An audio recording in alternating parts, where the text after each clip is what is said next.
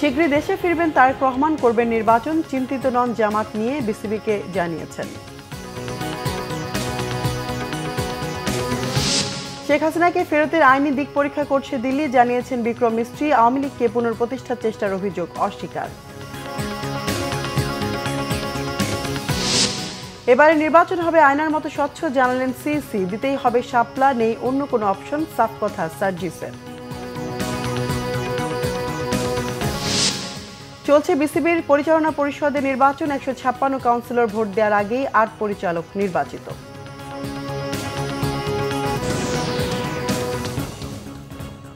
দেখছিলেন crown cement সংবাদ শিরোনাম। এবার বিস্তারিত সংবাদ। বিএনপির ভারপ্রাপ্ত চেয়ারম্যান তারেক রহমান জানিয়েছেন দ্রুতই দেশে ফিরে আসবেন তিনি, অংশ নেবেন নির্বাচনে। এলাকায় গ্রহণযোগ্য ব্যক্তিকে বিএনপির মনোনয়ন দেয়া হবে বলেও জানান তিনি। বলেন, বিগত দিনে যারা অত্যাচার নির্যাতন করেছে তাদের বিচারের মুখোমুখি করা হবে। বিবিসিকে বাংলাকে দিয়ে এক সাক্ষাৎকারে তারেক রহমান এসব কথা বলেন। রিপোর্ট করছেন সিকান্দার রেমান। রহমান, আপনাকে অনেক ধন্যবাদ বিবিসি বাংলার সাথে। দীর্ঘ প্রায় 2 দশক পর কোনো গণমাধ্যমে সাক্ষাৎকার দিয়েছেন বাংলাদেশের অন্যতম প্রধান রাজনৈতিক দল বিএনপির ভারপ্রাপ্ত চেয়ারম্যান তারেক রহমান। দেশে ফেরা নিয়ে কথা বলেন তিনি। রাজনীতি যখন করি, আমি একজন রাজনৈতিক কর্মী হিসেবে স্বাভাবিক নির্বাচনের সাথে রাজনৈতিক দল, রাজনৈতিক কর্মীর একটি ওতপ্রোত সম্পর্ক।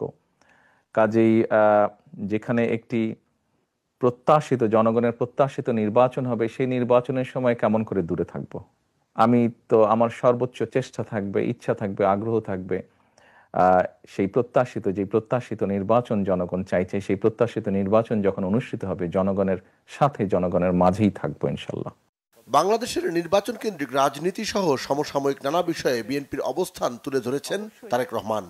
কোন একটি পার্টিকুলার এলাকা থেকে আমরা আমাদের দলের এমন একজন ব্যক্তিকেই নমিনেশন দিতে চাইব যে ওই এলাকার সমস্যা সম্পর্কে সচেতন আছে, যার সাথে ওই এলাকার মানুষের সম্পৃক্ততা আছে, উঠা বসা আছে, যে ওই এলাকার মানুষের সমস্যার সমাধান করতে সক্ষম, যে ওই এলাকার বিভিন্ন শ্রেণীর মানুষ, তরুণ, নারী, মুরব্বী সহ ছাত্র ছাত্রী, সবার সাথে যার একটা কমিউনিকেশন আছে, এই ধরনের মানুষকেই আমরা প্রায়োরিটি দিব। খুবই স্বাভাবিক। জিয়া পরিবার সহ বিএনপি নেতা কর্মীদের উপর নির্যাতনের বিষয়েও কথা বলেন বিএনপির ভারপ্রাপ্ত চেয়ারম্যান। যে ভাইকে আমি রেখে এসেছিলাম সেই ভাই এখন আর নেই। যেই সুস্থ মাকে রেখে এসেছিলাম সেই সুস্থ মা এখন সুস্থ নেই। শুধু অসুস্থই নন, ওনার উপরে মানসিক এবং শারীরিক নির্যাতনও করা হয়েছে। আমি আমার পরিবারের যেই কাহিনী আপনাদের সামনে তুলে ধরলাম, এটিকে আপনারা কাহিনী বলুন বা সংগ্রাম বলুন, যেটাই বলুন না কেন, এটি শুধু আমার কাহিনী না বা আমার পরিবারের কাহিনী না। এরকম কাহিনী বাংলাদেশের শত না হাজার হাজার পরিবারের। এই সকল নির্যাতনের জন্য যারা দায়ী, যারা এসবের হুকুম দিয়েছে, তাদের প্রত্যেকের বিচার হতে হবে। এটি প্রতিশোধের কোনো বিষয় নয়, এটি ন্যায়ের কথা, এটি আইনের কথা। অন্যায় হলে তার বিচার হতে হয়। জনগণের সিদ্ধান্তের উপর আস্থা রাখতে চায় জানিয়ে তারেক রহমান বলেন, সবচেয়ে বড় বিচারক দেশের জনগণ। জনগণের সিদ্ধান্তে আমরা বিশ্বাস করি। সিকান্দার রেমান, বাংলা ভিশন, ঢাকা। ভারতের পররাষ্ট্র সচিব বিক্রম মিস্ত্রি জানিয়েছেন, শেখ হাসিনাকে ফেরত চেয়ে বাংলাদেশের অনুরোধের বিষয়টি পরীক্ষা নিরীক্ষা করছে ভারত। এটা আইনি ও বিচারিক বিষয়, তাই এই মুহূর্তের থেকে বেশি কিছু বলতে চায় না ভারত। সোমবার সকালে দিল্লির সাউথ ব্লকের diplomatic correspondent association of Bangladesh DCAB সদস্যদের সঙ্গে মতবিনিময়ের সময় এ তথ্য জানান ভারতের পররাষ্ট্র সচিব। শেখ হাসিনা ও আওয়ামী লীগকে ভারত পুনঃপ্রতিষ্ঠার চেষ্টা করছে বাংলাদেশের মানুষের এমন ধারণা প্রসঙ্গে ভারতের পররাষ্ট্র সচিব জানান, এটা একটা ভুল ধারণা। ভারত একদল মানুষকে সমর্থন করছে, আরেক দল মানুষকে করছে না, এটা ঠিক না। সবার অংশগ্রহণ ও অন্তর্ভুক্তিমূলক নির্বাচন হবে বলে আশা করে ভারত। বাংলাদেশের মানুষ তাদের গণতান্ত্রিক অধিকার অনুযায়ী পছন্দের সরকার নির্বাচন করুক, এটাই প্রত্যাশা। নির্বাচনে যারাই ক্ষমতায় আসুক, ভারত তাদের সাথে কাজ করবে। ভারত পেছনে তাকাতে চায় না। অনেকেই বলে বর্তমান সরকারের সাংবিধানিক বৈধতা নেই, তারপরও ভারত এই সরকারের সঙ্গে কাজ করছে। ভারত সম্পর্ক ভালো চায়, শক্তিশালী করতে চায়, অতীতে যাই ঘটুক না কেন।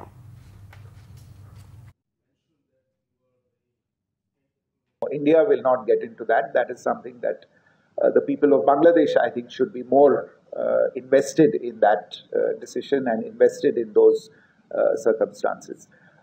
We will work with the government that is sworn in, that enters into office following the elections that are held.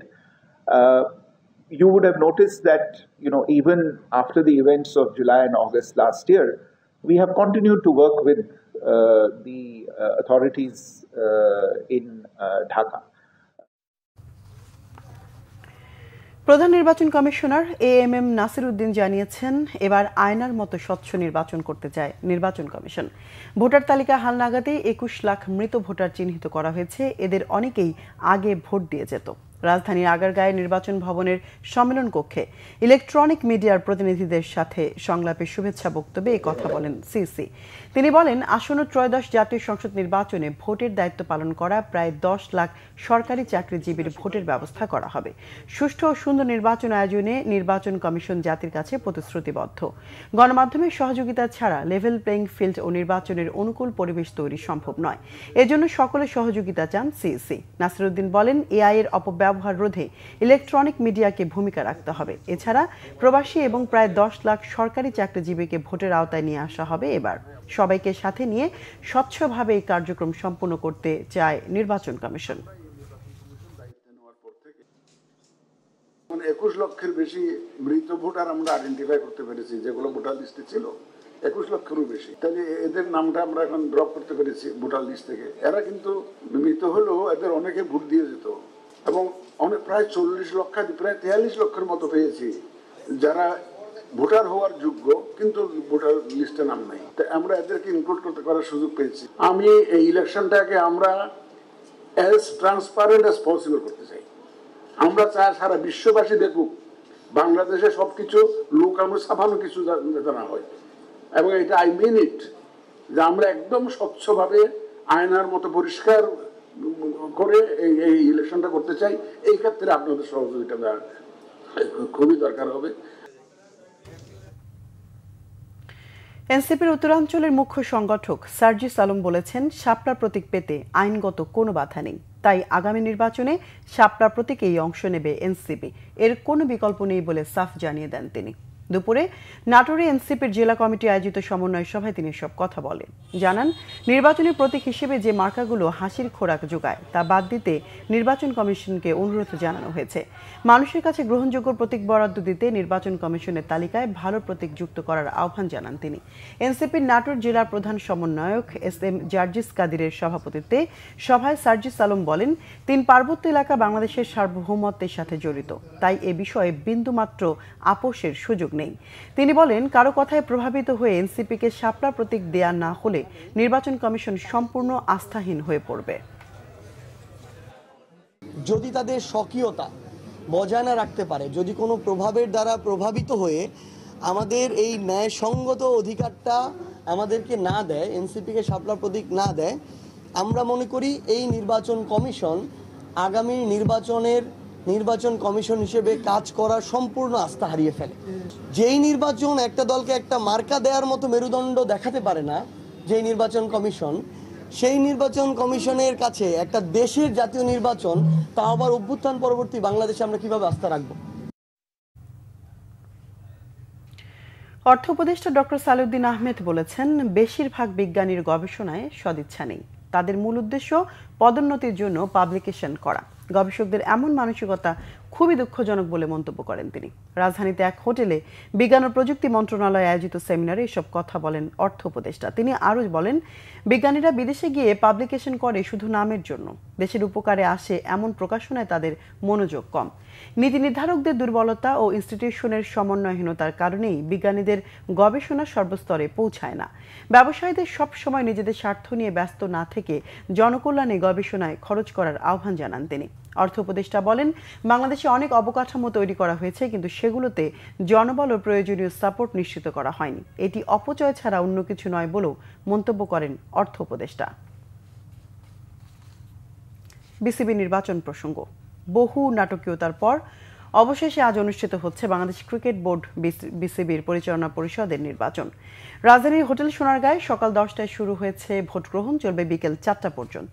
গঠনতন্ত্র অনুযায়ী 3টি ক্যাটাগরি থেকে বিসিবির সাধারণ পরিষদের 192 জন কাউন্সিলরের ভোটে নির্বাচিত হন 25 জন পরিচালক। নরসিংদী জেলা থেকে কেউ না থাকায় এবার কাউন্সিলর 191 জন। তবে 5টি বিভাগে বিনা প্রতিদ্বন্দ্বিতায় নির্বাচন হয়ে যাওয়ায় আজ ভোট দেবেন 156 জন। আগেই ঢাকার 48 ক্লাব নির্বাচন বর্জন করেছে। ভোট গ্রহণ শেষ হলে পরিচালক পদে বিজয়ী হওয়া প্রার্থীদের নাম ঘোষণা করা হবে। এরপর হবে সভাপতি ও 2 সহসভাপতি নির্বাচন। ক্যাটাগরি 1-এ 10 জন পরিচালকের মধ্যে 8 জন বিনা প্রতিদ্বন্দ্বিতায় নির্বাচিত হয়েছেন। তারা হলেন ঢাকা থেকে আমিনুল ইসলাম বুলবুল ও নাজমুল আবেদিন ফাহিম, চট্টগ্রাম থেকে আহসান ইকবাল চৌধুরী ও আসিফ আকবর, খুলনা থেকে আব্দুর রাজ্জাক ও জুলফিকার আলী খান, সিলেট থেকে রাহাত শামস এবং বরিশাল থেকে সাখাওয়াত হোসেন। ক্যাটাগরি 2-এ 12টি পদের জন্য ব্যালটে নাম থাকছে 17 প্রার্থীর। ক্যাটাগরি 3-এ 1টি পরিচালক পদের জন্য লড়ছেন জাতীয় দলের সাবেক অধিনায়ক খালিদ মাসুদ ও ক্রিকেটারদের সংগঠন কোয়াবের সাবেক সাধারণ সম্পাদক দেবব্রত। দর্শক, এই মুহূর্তে রাজধানীর হোটেল সোনারগাঁয়ে ভোট কেন্দ্রে আছেন আমাদের বিশেষ প্রতিনিধি মনির হোসেন খান। সরাসরি যুক্ত হচ্ছে তার সাথে। মনির, বিসিবির পরিচালনা পরিষদের নির্বাচনে ভোট গ্রহণের এখনকার সর্বশেষ পরিস্থিতি আমাদেরকে জানাবেন। যেবা আপনি যেটা জানেন যে বিসিবি নির্বাচন আজকে শুরু হয়েছে সকাল 10টা থেকে, চলবে বিকাল 4টা পর্যন্ত। এখন আরও ঘন্টা দেড়েক বা তার চাইতে কিছু সময় বেশি ভোট সব কাস্টিংয়ের সময় বাকি আছে। আমরা যেটা দেখতে পাচ্ছি, আমার পেছনে জায়ান্ট স্ক্রিনে আসলে ভোটের কার্যক্রমটা দেখানো হচ্ছে। আমরা দেখতে পাচ্ছি এখানে 3টা বক্স আছে। হলুদ রঙের বক্সে হচ্ছে যে বিভাগীয় ও জেলা ক্রীড়া সংস্থার যে ভোট, সেইখানে সেই ভোটটা পড়বে। এই ক্যাটাগরিতে আপনার আসলে 35টা ভোটের মধ্যে 19টা ভোটই চলে গেছে ই ব্যালটের মাধ্যমে। বাকি যে ভোটগুলো সেইগুলোর মোটামুটি সবগুলি বেশিরভাগই আসলে কাস্ট হয়ে গেছে। ক্যাটাগরি 3 যেটা, সেটাও মোটামুটি অনেকগুলি ভোট আমরা কাস্ট হতে দেখেছি অনেক। কিন্তু সবচেয়ে বেশি পরিচালক যেই ক্যাটাগরিতে আছেন, ক্যাটাগরি 2-তে, সেইখানে কিন্তু আমরা খুব অল্প সংখ্যক ভোট কাস্ট হতে দেখছি। আমরা সামনে যদি দেখতে পাই নীল যে ব্যালট বক্সটা, সেইখানে আসলে ক্যাটাগরি 2-এর ভোট কাস্ট হচ্ছে। আমরা জানি যে এখানে 76টা ভোটের মধ্যে 34টা ভোট ই ভোটের মাধ্যমে কাস্ট হয়ে গেছে। বাকি 42টার মধ্যে আমরা 5-6টি ভোটে এখানে দেখতে পাচ্ছি। এর বেশি কিন্তু আসলে কাস্ট দেখতে পাচ্ছি না। হয়তো আরও সময়ের সাথে সাথে এটা বাড়বে। আশা করা যাচ্ছে মানে নির্বাচন যেভাবে এগোচ্ছে শান্তিপূর্ণভাবেই এগোচ্ছে এবং খুব পরিবেশটা এখানে যারা আছেন খুব সৌহার্দ্যপূর্ণ পরিবেশ। যারা সাবেক ক্রিকেটাররা আসছেন, একসঙ্গে সাক্ষাৎ হচ্ছে, একটা ভালো একটা পরিবেশ। কিন্তু যেহেতু একটা পক্ষ এই ভোটের নির্বাচনে অংশ নিচ্ছেন না, তা সেই ক্ষেত্রে বলা যায় যে ক্যাটাগরি 2-তে বিশেষ করে খুব বেশি ভোট কাস্ট হবে বলে মনে হয় না। এখন বাকি 1.5 ঘন্টায় আসলে কতগুলো ভোট কাস্ট হবে সেটার উপরে, তারপরে 4টার পরে ভোট কাস্টে গণনা শুরু হবে এবং 6টার পরে কিন্তু এই পরিচালক নির্বাচন হয়ে গেলে কিন্তু সভাপতি এবং সহসভাপতি নির্বাচনটাও আজকেই হয়ে যাবে। যেবা মনির, ধন্যবাদ আপনাকে। দর্শক, বিসিবি নির্বাচনের সর্বশেষ পরিস্থিতি জানলাম সহকর্মী মনির হোসেন খানের কাছ থেকে। জুলাই আগস্ট গণ অভ্যুত্থানে মানবতা বিরোধী অপরাধে আওয়ামী লীগ নেতা মাহবুবুল আলম হানিফ সহ 4 জনের বিরুদ্ধে অভিযোগ গঠন করেছে আন্তর্জাতিক অপরাধ ট্রাইব্যুনাল 2। সোমবার বিচারপতি নজরুল ইসলাম চৌধুরী নেতৃত্বে ট্রাইব্যুনাল 2 আদেশ দেন। সেই সাথে তাদের বিরুদ্ধে গ্রেফতারি পরোয়ানা জারি করেছে ট্রাইব্যুনাল। 14 অক্টোবর অভিযোগ গঠনের উপর শুনানির জন্য দিন ঠিক করেছে ট্রাইব্যুনাল। একই ট্রাইব্যুনালে রংপুরের আবু সাইদ হত্যা মামলার সাক্ষ্য গ্রহণ চলছে। এদিকে চলতি সপ্তাহে গুমের অভিযোগের মামলায় তদন্ত প্রতিবেদন পাওয়া যাবে বলে জানিয়েছেন চিফ প্রসিকিউটর। এদিকে ট্রাইব্যুনাল 1 শেখ হাসিনার মামলায় তদন্ত কর্মকর্তাকে দ্বিতীয় দিনের মতো জেরা করছে রাষ্ট্রনিযুক্ত আইনজীবী। জয়পুরহাটে হঠাৎ করেই বেড়ে চলেছে ডায়রিয়া রোগীর সংখ্যা। রোগীদের অভিযোগ, পৌরসভার পানি খেয়ে অসুস্থ হয়ে পড়ছেন তারা। গতকাল থেকে 250 শয্যার জয়পুরহাট জেনারেল হাসপাতালে অসংখ্য রোগী ভর্তি হচ্ছে ও চিকিৎসা নিচ্ছে। অধিকাংশ রোগীর অভিযোগ, পৌরসভার সাপ্লাই পানি মাঝে মাঝেই ময়লা ও দুর্গন্ধযুক্ত হচ্ছে। এই পানি পান করে অনেকেই অসুস্থ হয়ে পড়ছেন। এদিকে হাসপাতালে অতিরিক্ত রোগীর চাপে মিলছে না বেড, ঔষধ ও স্যালাইন। মেঝে ও বারান্দায় থেকে চিকিৎসা নিচ্ছেন অনেকেই। এক রোগী জানান, তার পরিবারের 10 সদস্যের সবাই ডায়রিয়া আক্রান্ত। এদিকে অতিরিক্ত ডায়রিয়া রোগী ভর্তি হচ্ছেন জানিয়ে হাসপাতাল তত্ত্বাবধায়ক জানান, গেল দুর্গাপূজায় ভাজা পোড়া বাইরের খাবার ও পানি খাওয়ার কারণে ডায়রিয়া হতে পারে। 14 বেডের ডায়রিয়া হাসপাতালে শনিবার 136 রোগী ভর্তি ছিল। নতুন ভর্তি হয় 72 জন। নতুন রোগী একের পর এক ভর্তি হচ্ছেন।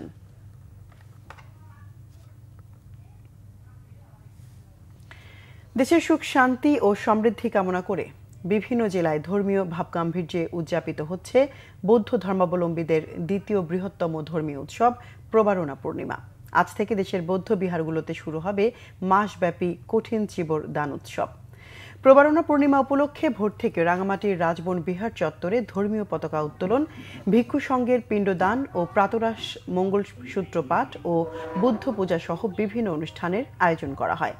বিহারটির উপাসক উপাসিকা পরিষদের সহসভাপতি নিরূপা দেওয়ানের সভাপতিত্বে ধর্মীয় অনুষ্ঠানে বক্তব্য রাখেন রাঙ্গামাটি জেলা প্রশাসক মোহাম্মদ হাবিব উল্লাহ সহ অনেকেই।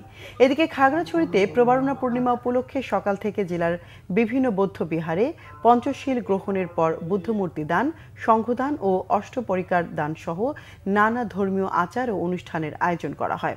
সন্ধ্যায় হাজার বাতি প্রজ্বলন ও ফানুস উত্তোলনের মধ্য দিয়ে প্রবারণা পূর্ণিমার সমাপ্তি হবে। সংবাদ শেষ করব ক্রাউন সিমেন্ট শিরোনামগুলো আরেকবার জানি। শীঘ্রই দেশে ফিরবেন তারেক রহমান, করবেন নির্বাচন, চিন্তিত নন জামাত নিয়ে বিসিবিকে জানিয়েছেন। শেখ হাসিনাকে ফেরতের আইনি দিক পরীক্ষা করছে দিল্লি, জানিয়েছেন বিক্রম মিস্ত্রি। আওয়ামী লীগকে পুনঃপ্রতিষ্ঠার চেষ্টার অভিযোগ অস্বীকার। এবারে নির্বাচন হবে আয়নার মতো স্বচ্ছ, জানালেন সিসি। দিতেই হবে শাপলা, নেই অন্য কোনো অপশন, সাফ কথা সার্জিসের। চলছে বিসিবির পরিচালনা পরিষদের নির্বাচন। 156 কাউন্সিলর ভোট দেওয়ার আগেই 8 পরিচালক নির্বাচিত।